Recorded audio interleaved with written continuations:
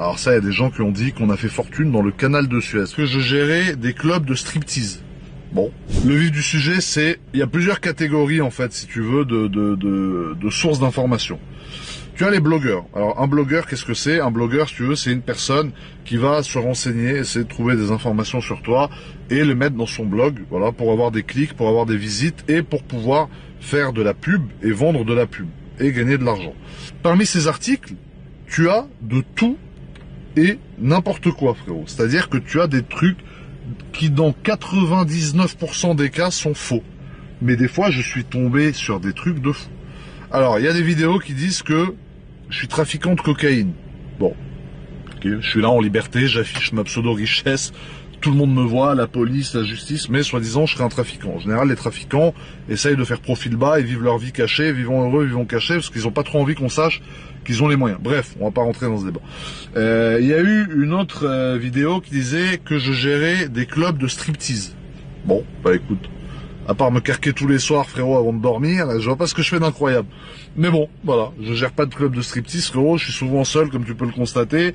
Et si je gérais des clubs de striptease, j'aurais un pétard avec moi toute la journée, frérot. Ensuite, tu as des articles, donc par exemple, quand tu écris « Quel métier fait GMK ?», là, par exemple, ça dit que je suis agent immobilier. Voilà.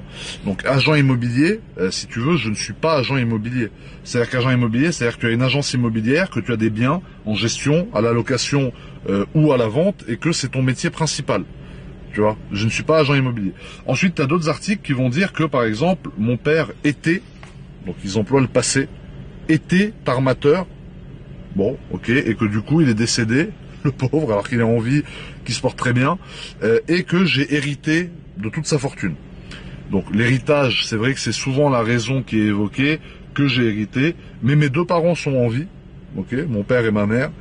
Chacun a choisi son chemin. C'est-à-dire mon père a pris un chemin, moi j'ai pris un chemin, ma mère a pris un chemin, et voilà, là je suis en train de me justifier, mais bon, dans cette vidéo, il faut vous donner quand même quelques explications, et chacun est indépendant. Et le canal de Suez. Alors ça, il y a des gens qui ont dit qu'on a fait fortune dans le canal de Suez. Frérot, je sais même pas où c'est le canal de Suez, je sais même pas ce que c'est, je sais même pas à quoi ça sert. Maintenant, on peut rentrer dans le vif du sujet. Donc c'est pour vous expliquer un peu mes jeunes débuts. Donc j'ai commencé après mon bac, entre guillemets, j'avais ma Renault Mégane, ma fameuse Renault Mégane, 1,6 litre 16V, frérot. Et ensuite, j'ai commencé, premièrement, avec les voitures. Tu vois, les voitures, je me suis dit, bon, j'ai ma Renault Mégane, etc. Après, je me suis débrouillé, j'ai travaillé un peu, j'ai gagné un peu d'argent, etc. J'ai rencontré des bonnes personnes, j'ai rencontré des personnes avec qui j'ai pu m'associer, avec qui j'ai pu faire un peu d'argent, faire des affaires, des personnes qui sont devenues des potes, qui sont aujourd'hui des frères, et d'autres que j'ai perdu de vue, avec lesquels j'ai commencé à faire un peu d'argent, etc. Et puis après, sur les voitures, tu vois, je suis passé de la Renault Mégane, après j'ai eu la Golf GTI, après j'ai eu la 335, après j'ai eu mon premier C63 qui avait je sais plus combien, 90 000 km, je crois, etc. Et après j'ai commencé entre guillemets comme ça. Et ensuite, aujourd'hui, parce qu'on va après voilà, on va arriver forcément à la période que tout le monde intéresse, c'est aujourd'hui. Aujourd'hui, je touche à tout. C'est-à-dire si quelqu'un vient me voir, il me dit qu'il a un bien à vendre, que c'est une bonne affaire, que je retape et que je gagne de l'argent, je vais le faire. Si demain il y a un mec qui vient me voir, il me dit tiens, j'ai MK, j'ai un G63, ça se vend 180, moi je te le laisse à 140 parce que je suis un peu pressé, je vais le prendre, je vais le revendre, je vais rouler un peu avec, je vais le revendre, je vais gagner de l'argent. En fait, c'est comme ça moi que je me débrouille, surtout les réseaux sociaux. Voilà, qu'on est en train de faire là, c'est un revenu aussi complémentaire. C'est-à-dire qu'en fait, moi, j'ai plusieurs revenus dans plusieurs catégories. Le but, mon but, je suis pas en train de te dire que c'est ce que toi tu dois faire, mais moi, mon but, c'est de multiplier mes sources de revenus. J'ai des revenus, par exemple, de l'immobilier, j'ai des revenus de la bourse, j'ai des revenus en crypto-monnaie, j'ai des revenus sur les voitures. Voilà, j'ai plusieurs catégories. Je ne veux pas que mes revenus proviennent uniquement d'une seule source. Et ensuite, mes revenus, tu as plusieurs tuyaux, ça repart en investissement. C'est-à-dire qu'une fois que tu as l'argent, que j'ai l'argent en cash, entre guillemets, sur mon compte, pas chez moi sous mon lit, j'ai pas un euro en cash, t'as compris? Venez pas me taper à 6 h du matin, j'ai rien fait, frérot. Une fois que j'ai l'argent sur mon compte, je le réinvestis. Parce qu'en fait, tu as le cash, donc que tu as de tes sources de revenus, donc de l'immobilier, des voitures, de par exemple la crypto-monnaie, de la bourse, de je sais pas quoi, et tout ça tu le remets dans des investissements. Donc ces investissements, ça peut être de l'art, ces investissements ça peut être l'horlogerie, puisque l'horlogerie est une passion certes, mais l'horlogerie peut aussi faire office d'investissement. C'est-à-dire les montres aujourd'hui, si tout le monde veut une Rolex Daytona, c'est parce qu'à l'époque tu l'achetais 9 000, tu la revendais 15 000. C'était une des seules montres sur lesquelles tu gagnais de l'argent. Mais aujourd'hui tu gagnes de l'argent sur toutes les montres. Donc forcément, l'horlogerie est une passion, mais l'horlogerie est également un investissement. Donc pour continuer du coup sur ce sujet, voilà, d'où vient mon argent?